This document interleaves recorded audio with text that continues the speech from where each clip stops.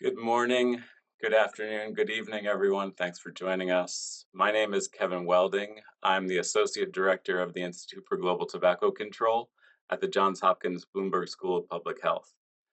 Thanks for joining us for our latest talk in the Innovations in Tobacco Control lecture series. It is my pleasure to introduce our speaker for today, Dr. Joanna Cohen. Joanna is the Bloomberg Professor of Disease Prevention, Director of the Institute for Global Tobacco Control, and Chair of the Department of Health, Behavior, and Society at the Johns Hopkins Bloomberg School of Public Health.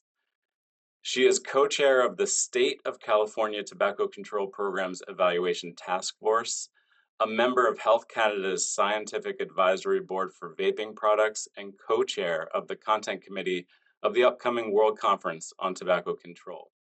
She recently finished up a term as a board member for the Society for Research on Nicotine and Tobacco.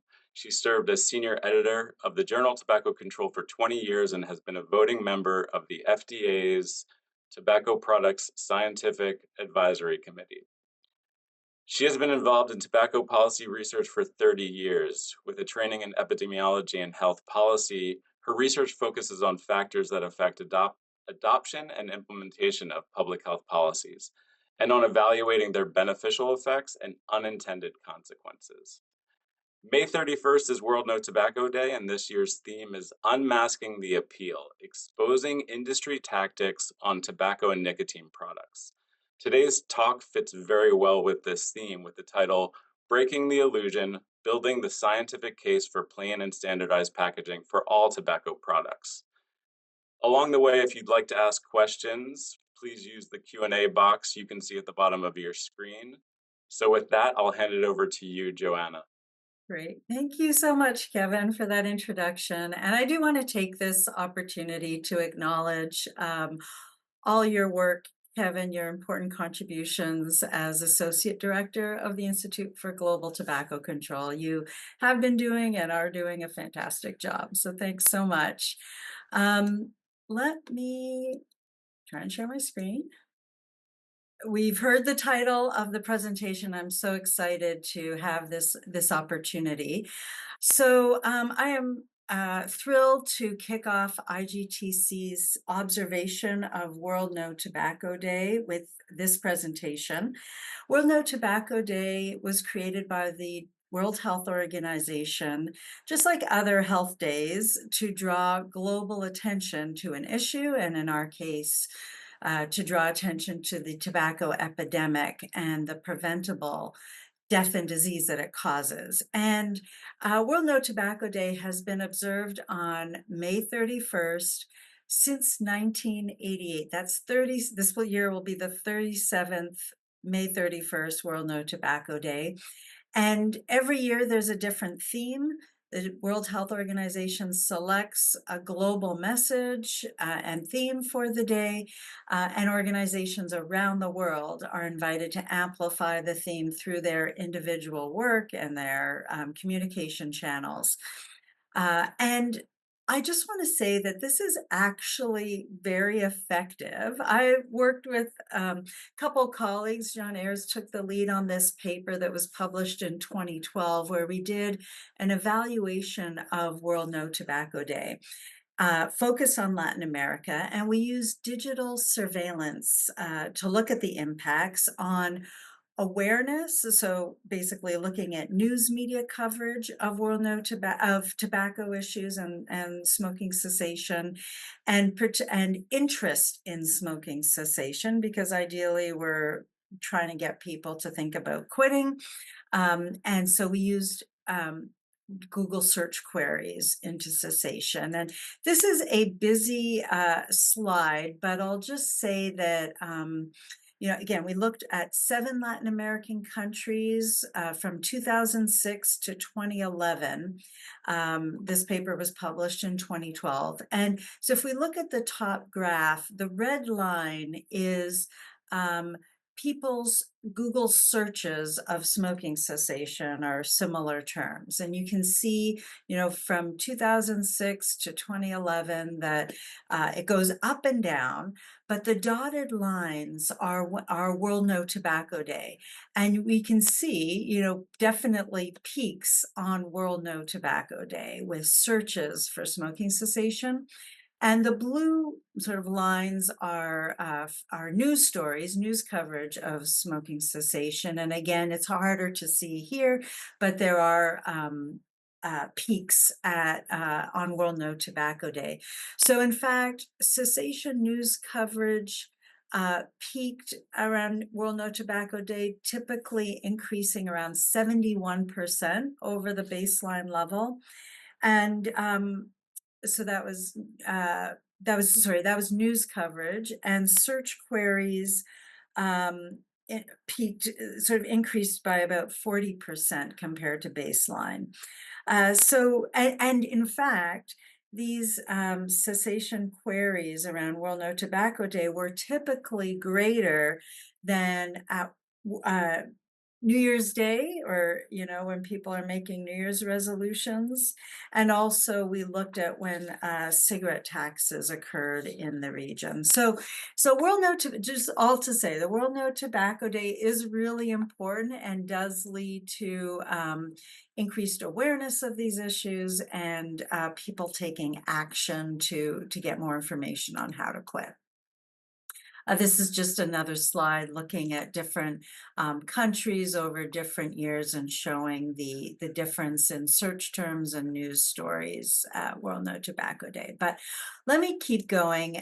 Kevin did mention the theme for this year's World No Tobacco Day, which is unmasking the appeal. So the tobacco industry tries to market their products and make their harmful products appealing through many ways.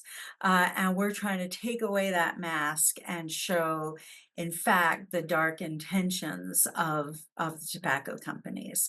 I will just mention my disclosures. So I'm fortunate to and proud to have funding from Bloomberg Philanthropies, Bloomberg Initiative to reduce tobacco use, and also from the U.S. National Institutes for Health, the U.S. FDA Center for Tobacco Products, Robert Wood Johnson Foundation, Vital Strategies, the Health Resources and Services Administration in the U.S., and Johns Hopkins University. I have not this work, and I've never taken tobacco industry money funding from the e-cigarette or nicotine product industry or the pharmaceutical industry. And I will mention that I have been a paid consultant in litigation against a e-cigarette company. So I wanted to just take a moment to say how privileged I feel I am to be able to learn from our colleagues and partners in low and middle income countries. And there are many examples of where low and middle income countries have led the way with their tobacco control policies.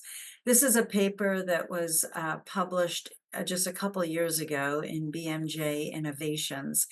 And we laid out a number of ways that low and middle income countries have led the way and can be an inspiration to other countries in the world. So here is a list of the key areas that we provided as examples in the paper, but I want to just say a few words about the first two.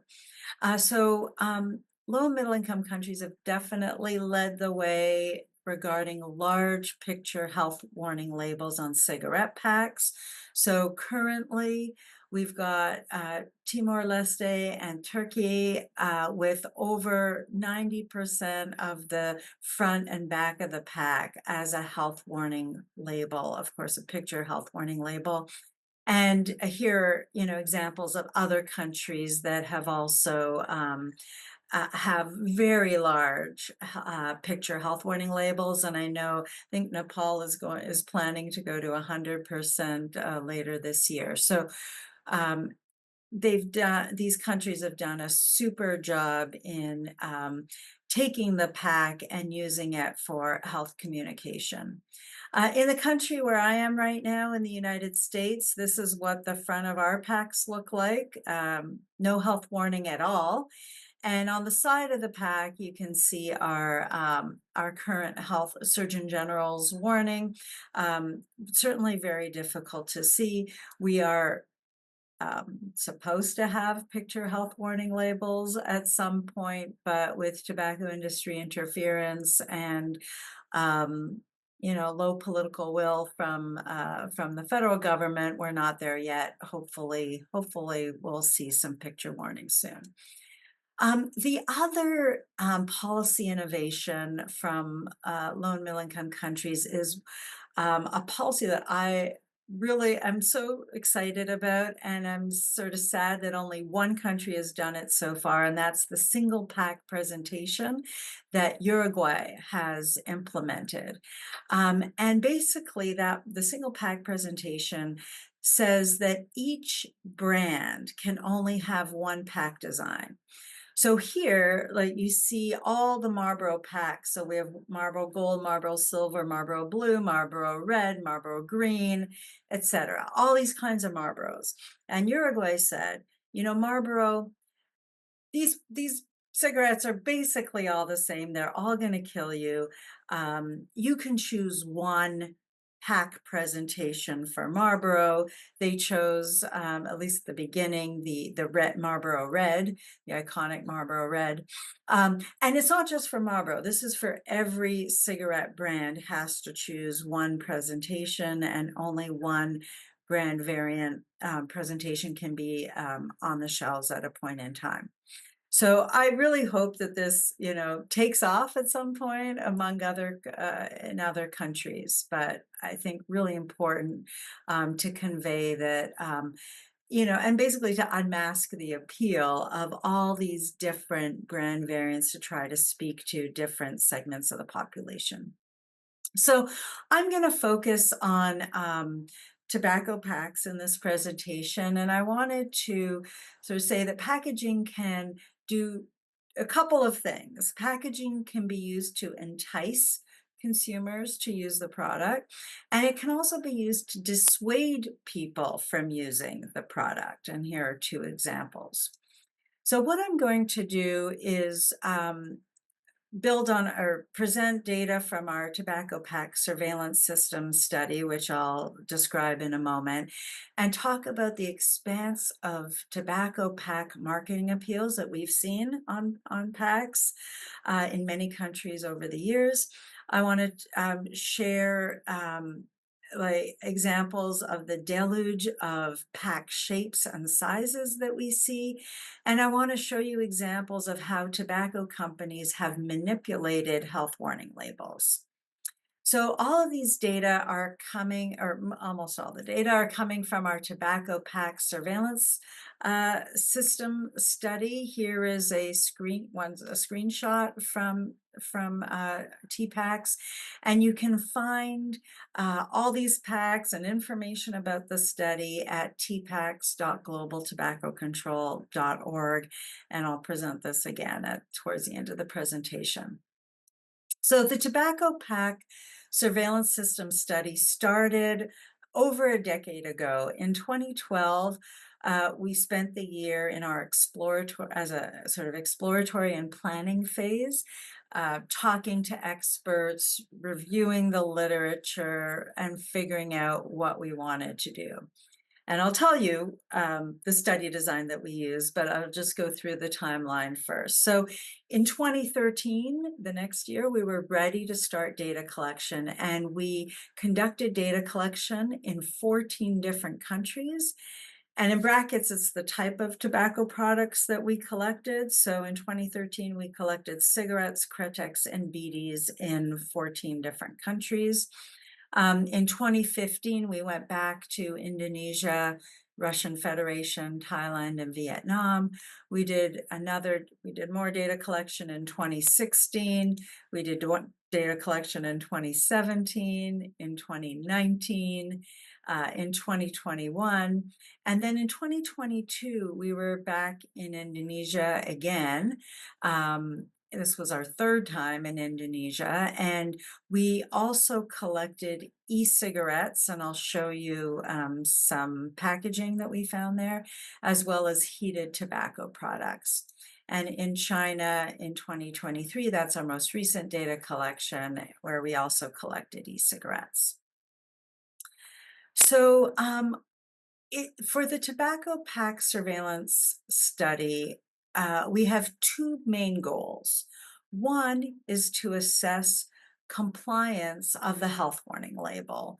So, countries have requirements for health warning labels, but it's the tobacco companies that have to apply the health warning label to their packs. And we wanted to see like how good a job are they doing at complying with the requirements for health warning labels in each country. And our second goal was to examine and describe the design features and marketing appeals on the packs. And we've published our protocol in the Journal of Medical Internet Research, Public Health and Surveillance. That was in 2015, so you can find our protocol paper and everything described there. Also on our TPAC's website, you can find all our the papers published from this study, as well as our protocols and other things that I'll mention in a moment. So with TPACs, we purchase the packs and we have a protocol for coding them. But so this is all sort of our own sort of assessment of the packs. And we realize that it's also really important to find out how potential consumers, potential users, people exposed to these packs how they see the packs. So we've also, in a number of countries, supplemented our pack collection with focus groups, showing people packs and getting their reactions to them. And I'll be presenting just a little bit of those data as well. So these are the 14 countries that we collected data in starting in 2013. They represent all WHO regions of the world.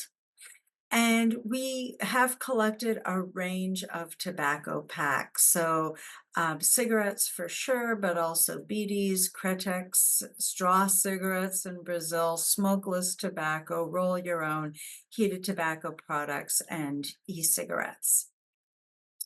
So this is our study. It's a summary of our study design. And again, our main objective was to obtain a census of tobacco products or packs available in a country. So we were aiming to collect one of every unique pack available.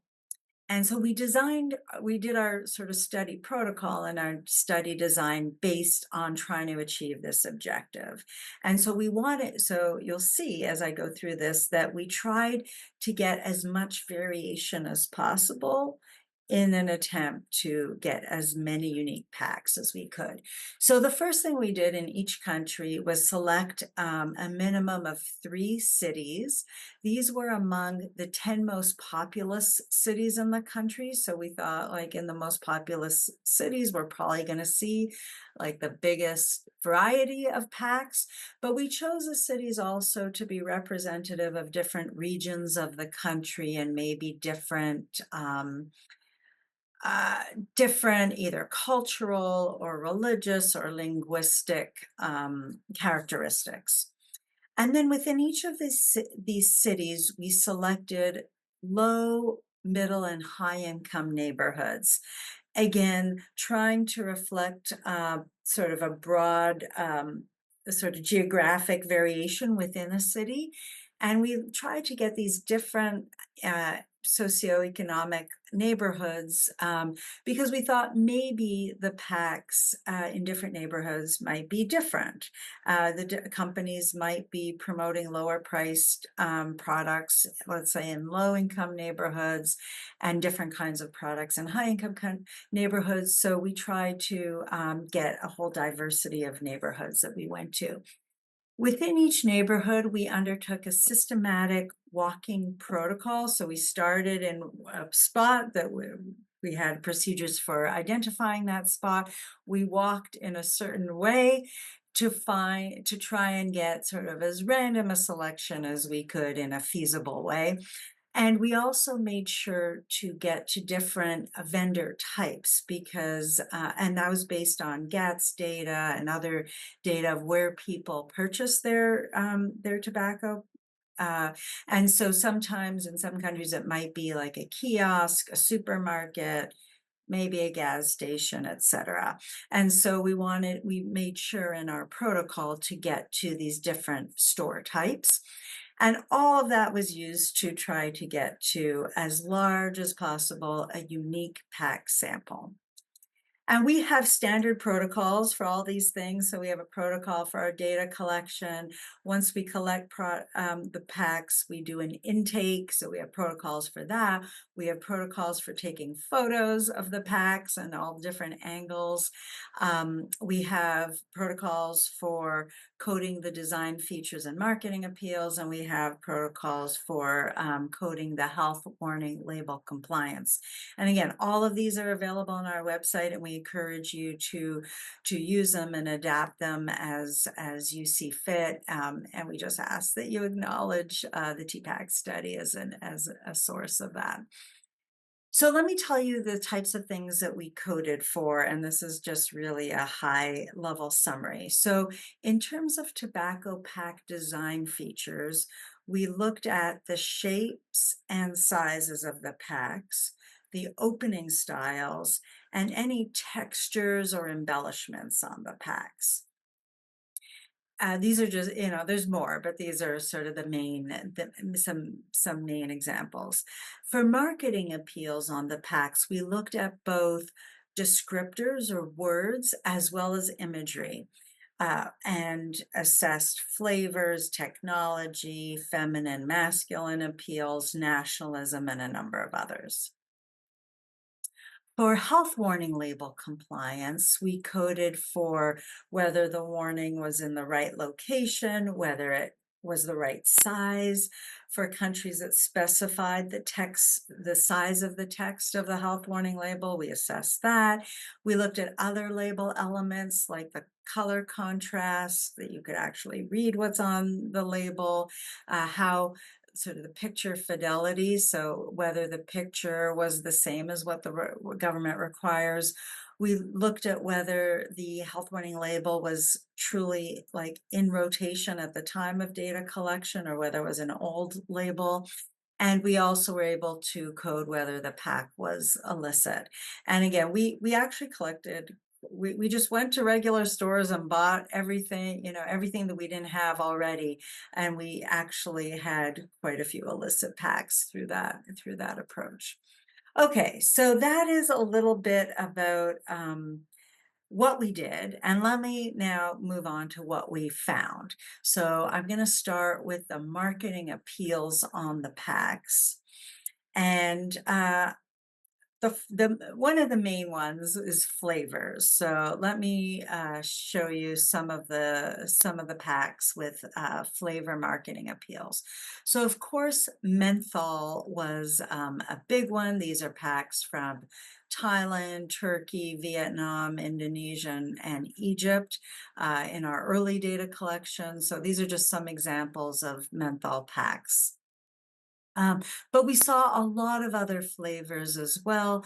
We have mojito ball, so going from left to right, apple, iced coffee flavor. We have like a pink strawberry flavor and the kretek flavor. The kreteks, usually we find them in Indonesia, but this was a pack from Brazil that was advertising a kretek flavor. So lots of different flavors, both with words and imagery or colors on the packs. There's also flavor capsule cigarettes. So flavor capsules are sort of gelatin balls that are in the filter of the cigarette that you can squeeze and break to release flavor. And so we found a lot of these, especially as time went on. And here are some examples. These are all from Mexico. So we have, it's a little hard to read, but from left to right, Oasis Mix. We have Tropical Shuffle, random sounds, and fresh apple mint. And you can often know that it's a flavor capsule pack of cigarettes because there's often like a ball, um, which you see on all of these packs, or a ball with a play symbol or an on symbol. So again, we saw lots of these. Here are just a few more examples of double fusion, mint green, and Aruba sunrise. And we know that flavor capsule cigarette, that the market share has grown over time. This graph goes from 2018 to 2023. It's not all countries. This is like a lot of Latin American countries, but we can see like certainly an increase in market share over time. The other thing, we saw a lot of was colors on the pack. So here are just some examples of like just super colorful packs. These ones are from Mexico. Here's another one, Lucky Strike, with, colors on the outside and then a lot of colors when you open it up as well. And so I mentioned that we did focus groups, and here is a quote from a study we did in Mexico, and a quote. So these are some of the packs that we showed adolescents, and one of the female adolescents who does smoke said, "You can imagine what the flavor is because of the colors." So they're definitely making the association. This is also from, these are from focus groups in Philippines. This is Jenny Brown's work as part of dissertation. And she showed some of these packs, and one female who does not smoke says, this was regarding, these are all flavor capsule packs, and they said, it serves as candy. And another person said, it has candy, you need to press on it. This is clearly super concerning if young people are thinking that cigarettes are like candy. Here are a few more quotes. This is a female, on the left, a female young adult who smokes, saying, people who are starting to smoke, it's young people, smoke these flavored, colored ones because they get your attention. And someone else said, like the flavorings that already have a predetermined color. You already know that strawberry is pink, red is cherry, mint is blue. That's what makes you feel like you're already smoking before you can smoke. And this pack on the right with the red sort of ball and the green on the outside, people called that the watermelon pack, partly because sometimes it's like the brand variant is Fusion Summer, but also with the red in the middle and the green rind on the outside, people saw that as watermelon. So people are seeing the colors and attributing flavors to them. The other thing that we see a lot is what we call concept descriptors. So these are words on the pack that imply that a taste, aroma, or sensation awaits the consumer. So this is examples of, so here are some examples from left to right. We have Ice Express, Double Fusion Ruby, and as I mentioned, Fusion Summer. So these are not what in the United States we would call characterizing flavors, that like something like a cherry or an apple or a strawberry, or these are words that suggest that there's a taste, aroma, or sensation, but you don't know exactly what it is. Here are a couple of others. This is New York Moonrise, definitely conveying a concept, and the Lucky Strike one is Indigo Wild. I'm pretty concerned with concept descriptors because I think the tobacco companies are playing around with and trying to sort of experiment around what people can, how they can convey and attract consumers if a flavor ban or flavor restriction law is not as strong as it should be. If there are loopholes, like, for example, the US characterizing flavor law that focuses on characterizing flavors, if you have these concept descriptors which aren't characterizing flavors, then that can be a major loophole that can be exploited. Here are just a few more just some interesting examples of concept descriptors. So this is flavor of unity, core flavor, M by 4 or MX4 flavor, flavor mix. So again, just different, and this is used by Marlboro. So they know what they're doing, and they're certainly playing around with these concept descriptors. All right. I just want to make sure. Sometimes this takes a while to, yeah, it's loading. Okay, here we go. So this is an example of IQOS heat products. So what you put in the IQOS heated tobacco product. These packs are from Mexico. And again, we see concept descriptors are a bit hard to read, but this one is turquoise selection. And there's a whole bunch of them. Again, so using concept descriptors on these heated tobacco products.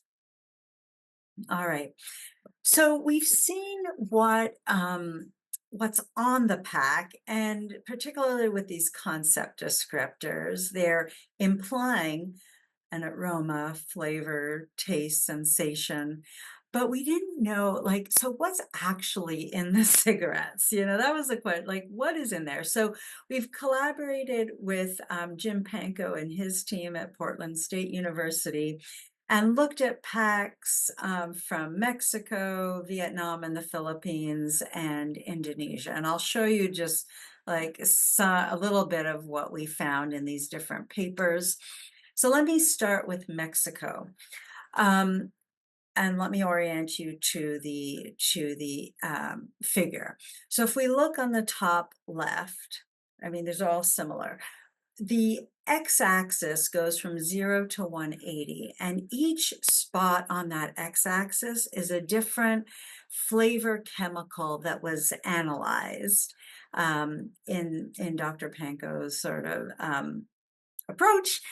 So you can look at so we look at the different flavors, and the y-axis is sort of the amount of the flavor chemicals. So if we focus on sort of the top left, this is a pack of Lucky Strike Convertibles Blue.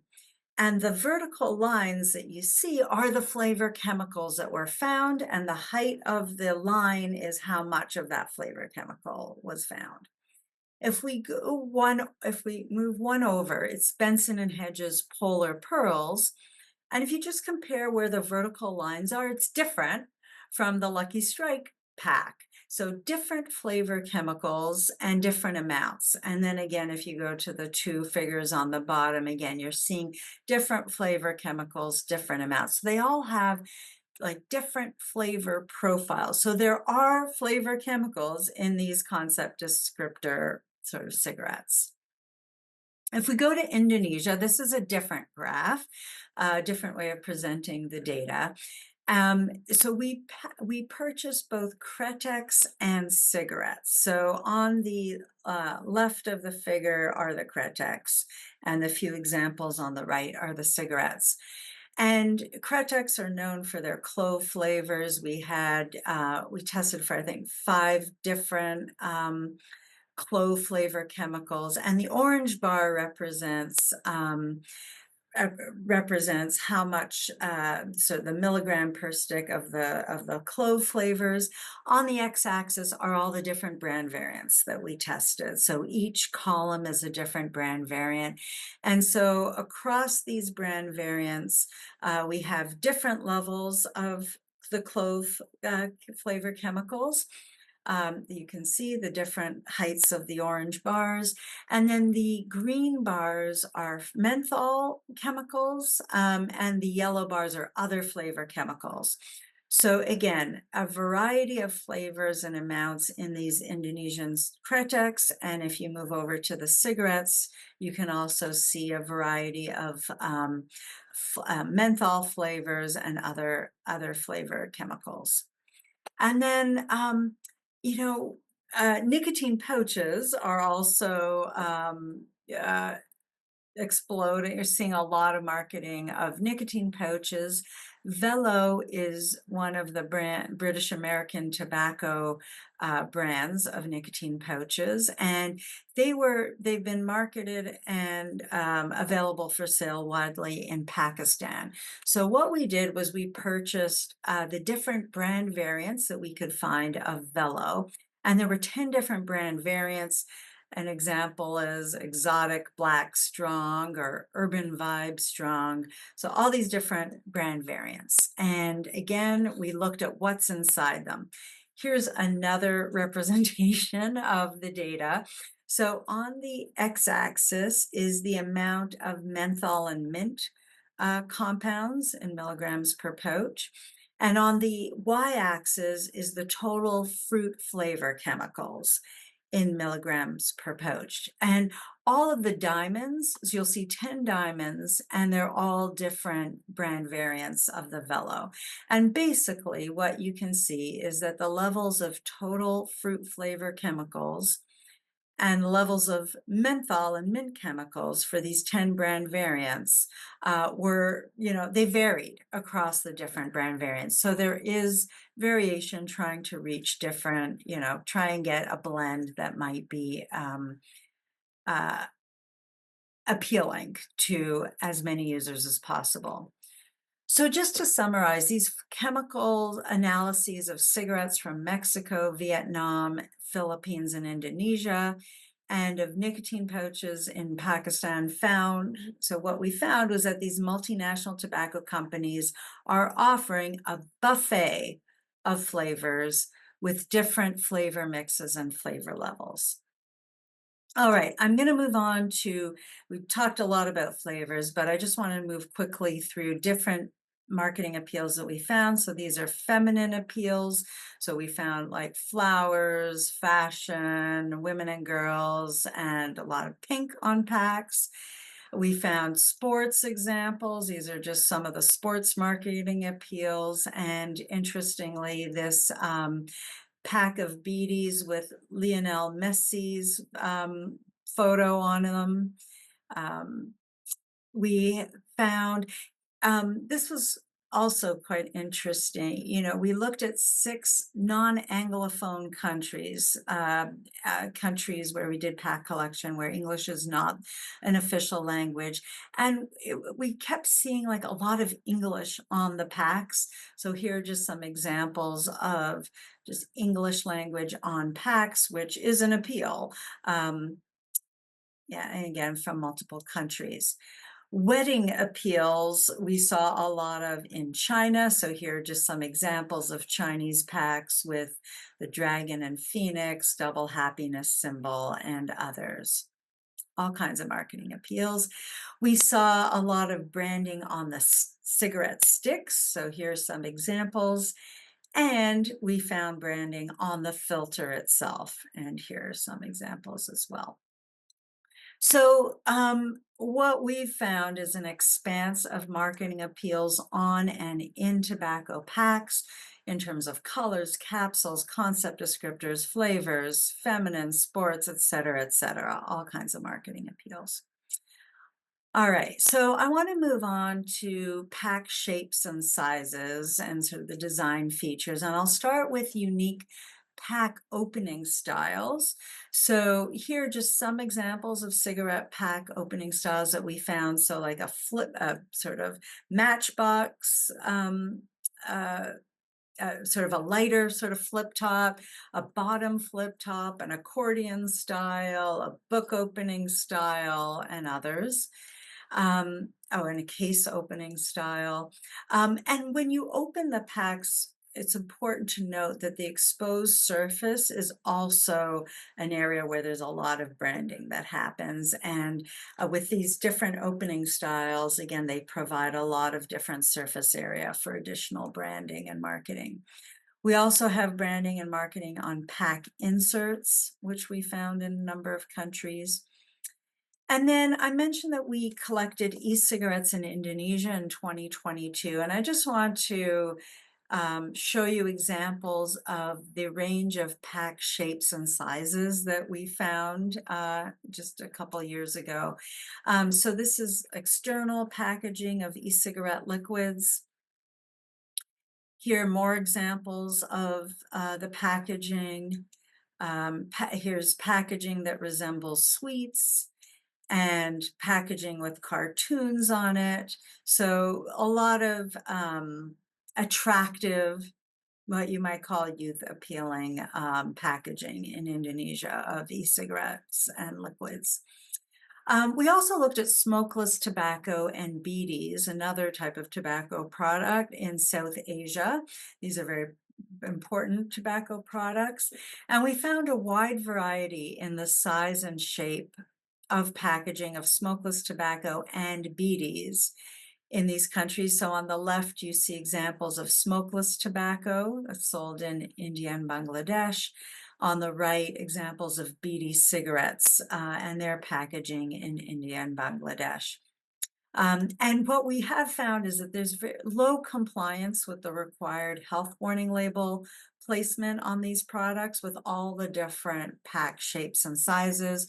So there were just health warning labels completely missing from the pack, too small a size, etc. So wrong placement, not the size, and missing completely. And so my colleagues, Lauren Zaplicki and Sejal Saraf have done various focus groups and have found that focus groups and experimental studies found that standardized packs increase the noticeability of warnings, and the prominence of the health warning labels on standard packs raises harm perceptions and can influence behaviors as well. So again, like if you can have a standard pack where the warning label is much more visible, it's going to be more impactful. So the deluge of pack shapes and sizes makes it difficult to properly apply health warning labels. I'm going to just then move on to tobacco company manipulation of health warning labels. This is also sort of really important. So this is one of the, or has been one of the required health warning labels in Mexico. And this is what we see on an actual pack. So what are the differences? Well, on the actual pack, there's no black outline around the yellow text. So it's very hard to read. Also, the image is darkened compared to what the government requires, and it's a zoomed out image. So on the pack, on the actual pack, the bottom image, you see the whole top of the boy's head on the right. On the government approved image, you just see like part of his hair. And as you know, anyone who does photography and looks at photos, the framing of the image is really important and makes a difference in what you actually focus on in the photo. So on the government approved photo, like you can really see, the boy with sort of the oxygen and his brother, like really close up and feeling, loving his brother, I guess. It's harder to see what's going on in the image on the pack. And here are just a couple of other examples. Here again, there's no black outline on the yellow text. It's a darkened image and it's zoomed out. So a different perspective on what you're seeing. And again, same warning label, but a different presentation. And here, it's a different color on the pack, and it's zoomed in. You can't even tell that it's like what you're seeing, that it's actually a person. So companies are manipulating what is shown on the pack.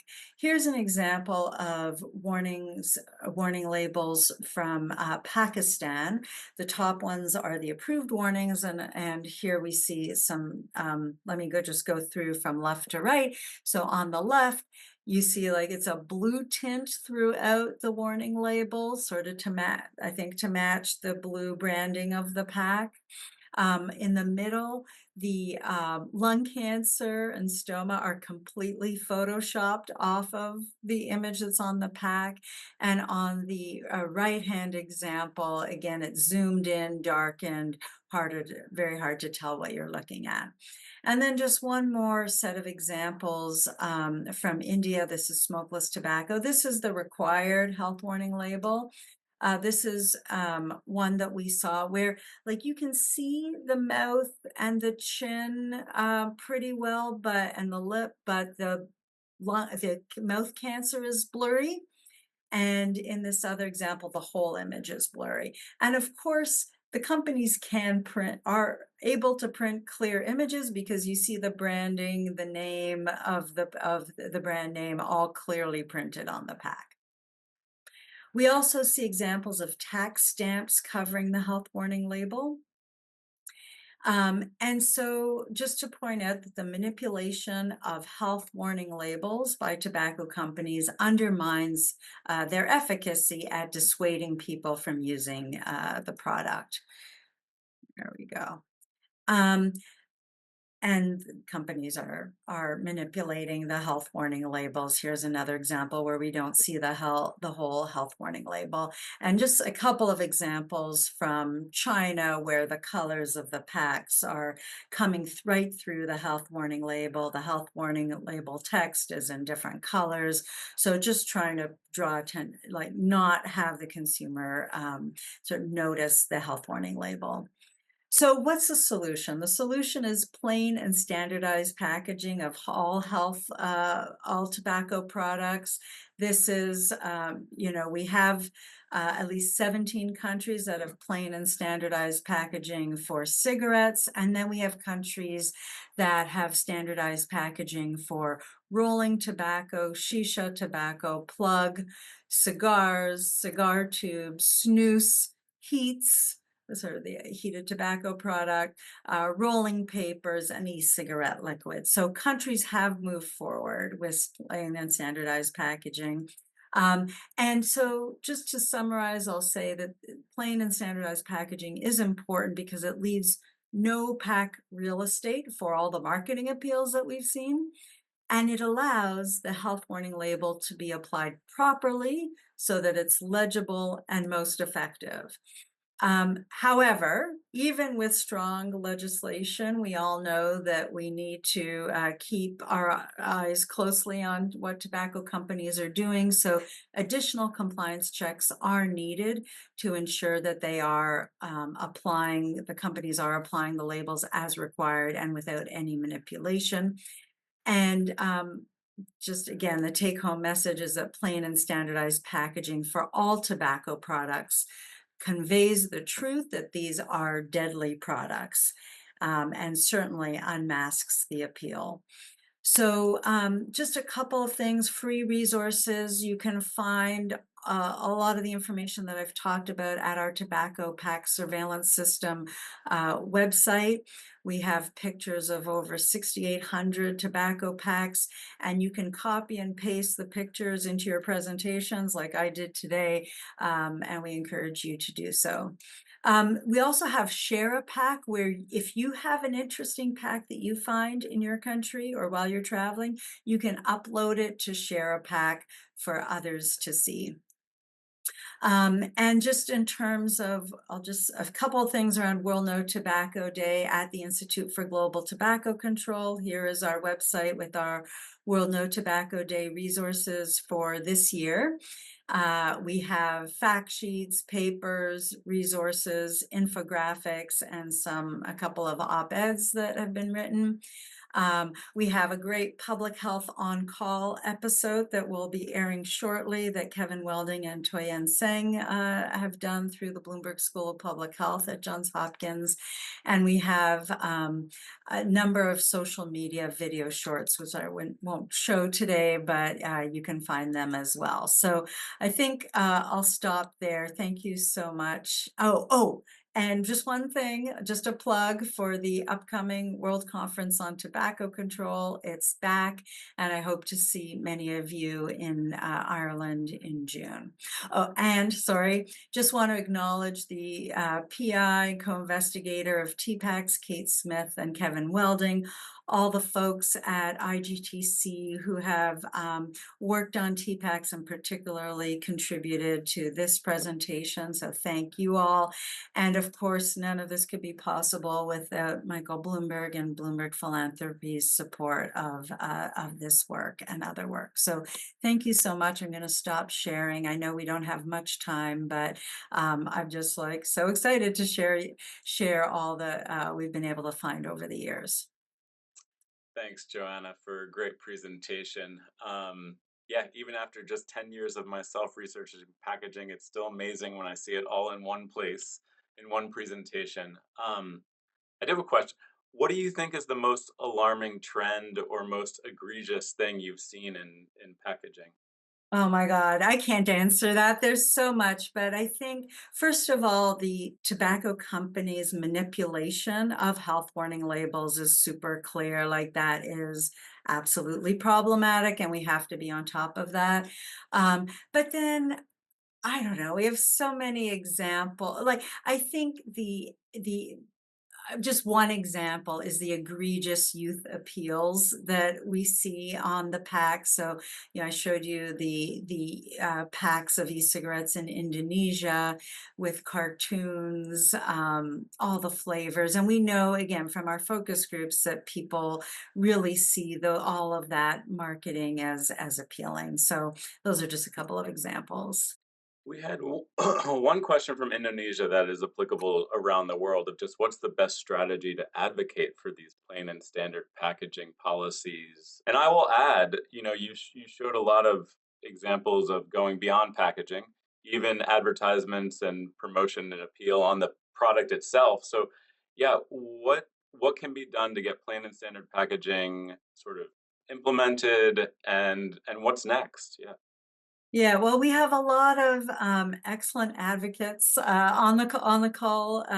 So you guys are the experts of how to do it. But I think one thing we can do is show these examples to policymakers, because I think I find that some of these pictures sort of speak for themselves. A picture is worth 1,000 words, and you can see, like, of course, this should not be available for sale, and where people who are not adult users can purchase them and be exposed to them. So that's one, seeing examples. And I do think that the quotes from young people can also be used very effectively. So just to demonstrate how youth are impacted by these packs can also be helpful. Well, I mean, I just want to say, I think we've seen a lot of progress in plain and standard packaging with cigarettes. It would be great to see it with all the other products, smokeless tobacco, BDs, e-cigarettes, heated tobacco products. I'm mindful of our time, so I want to thank you for a great presentation and for all your contributions to the field. I want to thank you, the audience, for joining today. Don't forget to subscribe to our YouTube channel and follow us on social media. We will be back in September with the next round in our Innovations in Tobacco Control lecture series. So see you next time.